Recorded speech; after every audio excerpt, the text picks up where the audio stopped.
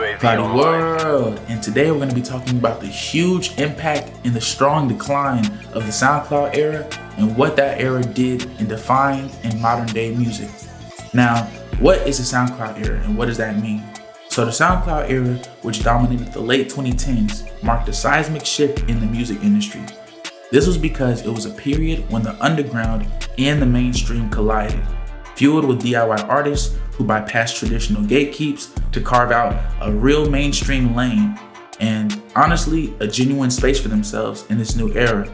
However, because of this era, which birthed stars like Lil Uzi Vert, XXXTentacion, Lil Pump, and the always honored and never forgotten Juice WRLD, it has slowly been unraveling in recent years. Understanding this rise and the eventual fall of this era requires an exploration into both its music and business impacts, as well as the external forces, particularly the rise of streaming bots that alter the trajectory of the modern industry. Like, comment, subscribe, and today we're getting into the entire overall basic history of the SoundCloud era. Now, at its peak, the SoundCloud rap scene was a rebel movement, really revolutionary because artists on the platform used SoundCloud, a free and accessible streaming service, as their primary outlet to distribute music. And unlike the traditional industry model that required a record deal, major label backing, and radio play, SoundCloud provided an open stage for artists to upload tracks directly to their audience. This basically democratization of music made it possible for artists with minimal resources to rise from obscurity into global fame, leading to a generation of artists who basically DIY'd it into becoming stars. Now, the appeal of SoundCloud rap was multifaceted. Not only was it because of its rawness and authenticity, many artists rejected the polished mainstream sound in favor of a more chaotic, experimental, and emotionally charged style. And this resonated with listeners who were drawn to the genre's rebellion, anti-establishment, and just genuine creativity ethos.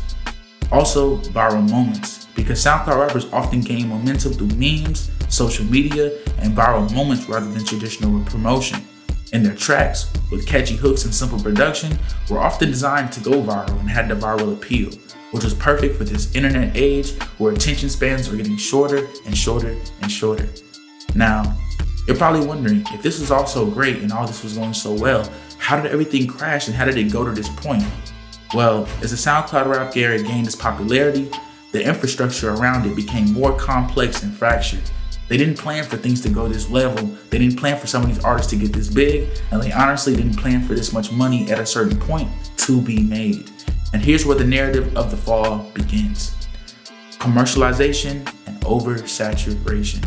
By the 2020s, the SoundCloud rap era started to show signs of decline, primarily due to commercialization and oversaturation of the market.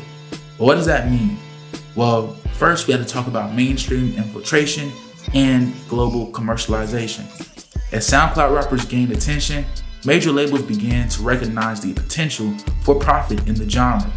Artists like Post Malone, whose early music was heavily inspired by SoundCloud rap, Lil Yachty, and Lil Uzi Vert transitioned from independent major label platforms into huge record label deals.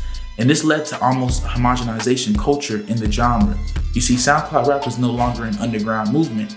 It had been co-opted by the mainstream. There were ads, money, marketing. And as the genre became more commercialized, the once pure DIY spirit slowly began to fade, leaving behind a version of the music that felt a lot more manufactured. And this leads into what I mean by oversaturation of music. One of the biggest factors in the fall of SoundCloud era was the sheer volume of content. The low barrier of entry was very apparent, and thousands of new artists uploaded music to SoundCloud every day, leading to overall oversaturation. And while this gave rise to a new wave of talent, such as the Yeats, it also made it harder for any one artist to stand out. You couldn't just be different. You had to have things situated and already have a concept of what your platform would be before you even got active. A great example of this being Ken Carson before he was signed to, as we already know, Playboi Carti. And because of this rapid influx of new music, it meant that many SoundCloud artists struggled to maintain attention from listeners, and the novelty of the genre was beginning to wear thin.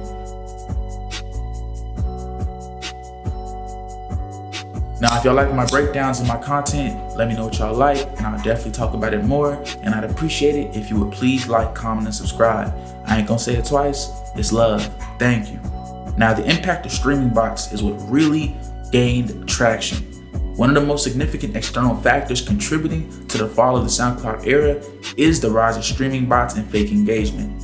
Streaming bots are defined as a software tool that will artificially infiltrate an artist's streaming numbers, typically by generating fake plays, downloads, or interactions and inflating those numbers. And while some may view this as a shortcut to success, the reality is much, much more complex. You see, fake popularity and economic devaluation. What that means is that the advent of streaming platforms like Spotify and Apple Music, streaming numbers became a key metric for success in the modern music industry. For a lot of these underground artists, it wasn't about the first week's sales. It really never was. But the streaming numbers helped them get a lot of context into what their music is generally turning and what direction is more popular. And the more streams an artist had, the higher their payouts, visibility, and potential for brand deals increased. You see, artists that are in the streaming era abide by what are called EPKs. They are electronic press kits. Basically, they're resumes for a rapper. They'll show their biggest hits, their numbers, a show, maybe some performance footage. Now, the reason that that's important is because with the entire increase of streaming bots, you can make that resume look like you're basically came from Yale and Harvard instead of, never having a degree to begin with. Now, convert that metaphor to music streams and you'll get what I'm saying. You could be a dude from the trenches with barely 10,000 listeners and conflate your numbers to 200,000 and get a record deal which will push them to 500,000, which will basically be about 300,000 to 400,000 actual listeners. And by that point, usually they either let them trail off or they have higher quality bots to make it much more polished. Now, at the same time, this bot-generated numbers made it super difficult to differentiate between real fan support and artificial inflation, which really muddied the water for true artists. And what this meant was that there was a huge loss of authenticity.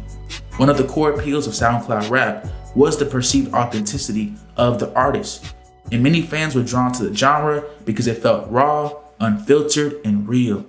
But as the industry adopted bot streaming practices and as streaming metrics like playlists, chart rankings became increasingly manipulated, the authenticity of the movement was compromised.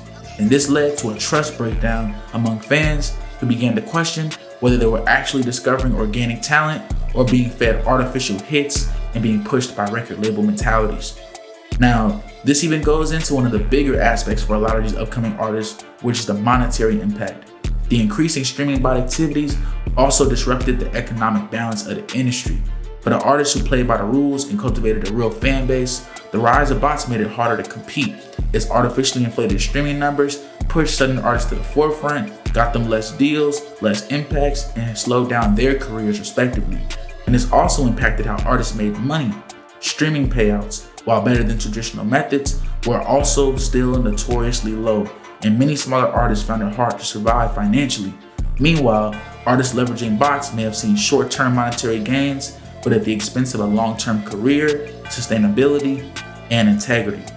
Now, in my opinion, what needs to be done is a full change of the landscape and moving beyond that SoundCloud rap, because by the mid-2020s, the industry had shifted, and while SoundCloud rap will always be credited for its role in the evolution of hip-hop, its influence waned as mainstream platforms like TikTok became the new battlefield for viral success. And as streaming bots and fake engagement started to diminish the value of genuine, raw talent, other avenues for music discovery emerged, leading to the decline of SoundCloud rap as a dominant force. You see, in many ways, social media has replaced SoundCloud as a platform for viral music discovery. Artists can now make quick impact with a 15 to 30 second viral clip, often leading to a song's success in the same way that SoundCloud tracks once did. And this new model prioritized short form, highly shareable content over long form traditional release cycles, which furthered the distancing between the industry and that era of SoundCloud rap. And shifting to streaming giants, as the major streaming platforms like Spotify, Apple Music, and YouTube dominated, the industry became a lot more consolidated, with a focus on playlist placement, algorithms, and social media strategies. And this model continued to marginalize the DIY belief that defined SoundCloud rap, as a major label and corporate assets and interests continued to gain more and more control over what the music represented. Now, Overall, the fall of the SoundCloud rap era can be attributed to a combination of factors: commercialization, oversaturation, the rise of streaming bots that undermine the authenticity of the movement, the industry's evolving relationship with streaming platforms, social media, and even the continued manipulation of those metrics left by many artists struggling to maintain genuine connections with their audience. However, while the SoundCloud era may have been over, the spirit of that rebellion and independence that it fostered is far from gone, and new generations of artists will continue to rise, driven by platforms and social media, YouTube, and whatever the next big thing is. The question now is whether these new platforms will face the same issues as SoundCloud, or if they'll learn from the mistakes of the past. For the music industry as a whole, the rise, and fall of the SoundCloud rap era serve as a cautionary tale about the consequences of oversaturation, the role of artificial metrics, and the ever-evolving landscape of how we consume music. ClowdyWorld, I appreciate y'all for sticking with it. Like, comment, subscribe, and let me know some thoughts about what y'all feel about this SoundCloud era, if it's over or if there's still a new rise coming. You know what we doing, ClowdyWorld, and we gone.